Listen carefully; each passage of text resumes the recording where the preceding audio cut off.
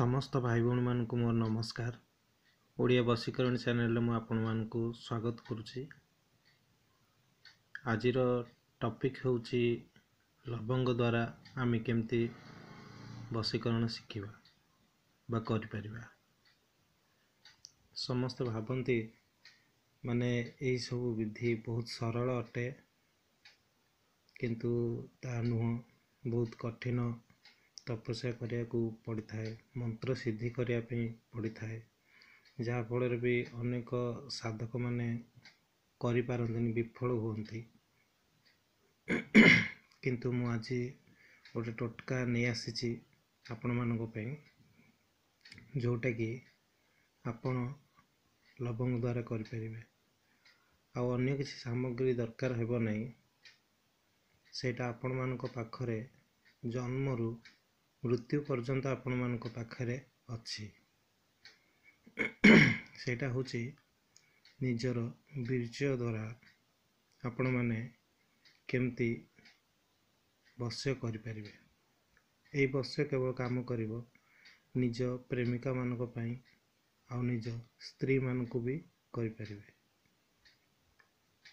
तेबे आसंतु आज शिखिबा केमती आमे वशीकरण करि परिबा। जय माँ बगलामुखी। देखंतु प्रथमे शनिवार दिन सकाळू 3टा ରୁ 4टा भितर आपण माने गाधे पाधे जिते गाधेबे बाथरूम रे, से समय निजर बीर्य को बाहर करेंगे। जो समय बीर्य को बाहर करेंगे, जहाँ को वश्य करेंगे तांकु मनरे भावी से बीर्य को बाहर करेंगे। ताको बाहर करी गोटे माटी दीप किनिके आनिथिबे। शनिवार दिन मने रखंतु, आपण माटी दीप शुक्रवार दिन किनिके आनिथिबे।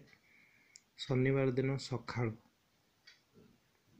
3टा ରୁ 4ଟା भितर आपण समस्त कार्य गाधा गाधी जहाँ भी आपणकर संपूर्ण स्वच्छ भावे बीर्य को बाहर करेंगे।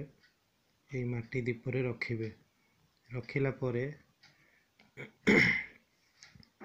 देखंतु एटा होची लवंग, कोठी भी किछि भी भांगिनी।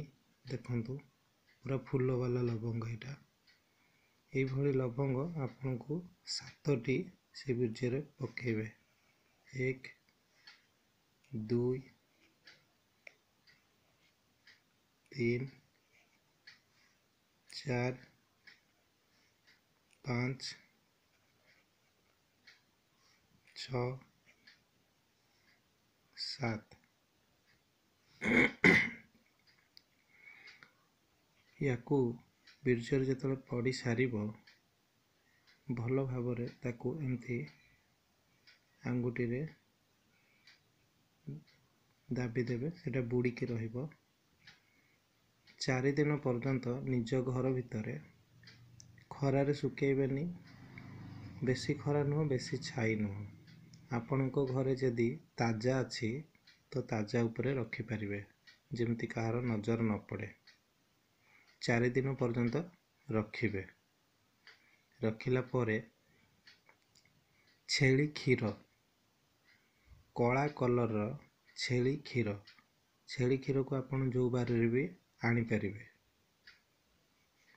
छेली क्षीर आनी 4 दिन परे यही सब जो लवंग पकई थिबे, यही लवंग को बाहर करी पुनर्बार आउ गोटे दीपरे छेली क्षीर अल्प पकईकी यही लवंग को आपण ता देहरे आउ थरे पकेइबे। पकईकी 3 दिन पर्यंत डुबेईकी रखिबे। 3 दिन पर्यंत तापरे आपण से लवंग जेतबेले सुखी जीवो, पूरा टाण हो जीवो, ताला आपण जानिबे जे आपणकर सिद्ध हो जाइए से लवंग। तापरे से 7टी लवंग को डाहण हाथर मुठारे धरिबे, जेमती कि देखौछि। ଇଏ ହେଉଛି ସେଇ 7ଟି ଲବଙ୍ଗ। ଆକୁ ହାତରେ ଏମିତି ଧରିବେ, ଧରିକି ପ୍ରଥମେ ଇଷ୍ଟଦେବକୁ ଧ୍ୟାନ କରିବେ।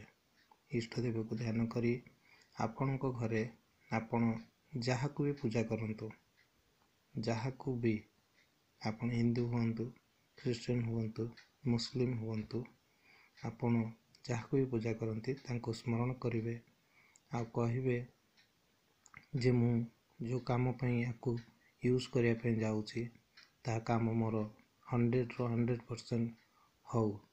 ସେ ଝିଅ ବା ମୋ ସ୍ତ୍ରୀ ମୋ କଥା ଶୁଣୁ, ମୋତେ ନ ଦେଖିଲେ ଯେପରି ନ ରହିପାରିବ, ମୋ ପାଖକୁ ଆସିବ। ଯାହା ଆପଣଙ୍କ ମନରେ ଇଚ୍ଛା ଅଛି ତାହା କହିବେ। କହିସାରିଲା ପରେ ସେଇ ଲବଙ୍ଗକୁ ଗୁଣ୍ଡ କରିବେ। ଏକ ଗୁଣ୍ଡ ଆପଣ ଯେଉଁଥିରେ ବି କରିପାରିବେ। ଗୁଣ୍ଡ କରିକି ଆପଣ ଖାଇବାରେ ଯେଉଁ ସମୟରେ ବି ଦେଇପାରିବେ, କିନ୍ତୁ ମନେ ରଖନ୍ତୁ ୟାକୁ 7 ଦିନ ଭିତରେ ୟାକୁ ଦେବେ।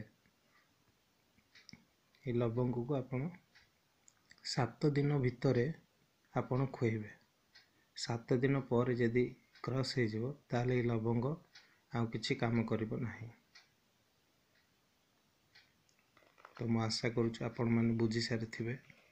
ଧନ୍ୟବାଦ। ମୋ ଚ୍ୟାନେଲକୁ ସବସ୍କ୍ରାଇବ୍ କରିଛନ୍ତି, ଲାଇକ୍ କରିଛନ୍ତି, ସେୟାର କରିଛନ୍ତି, ସେଥିପାଇଁ ଧନ୍ୟବାଦ।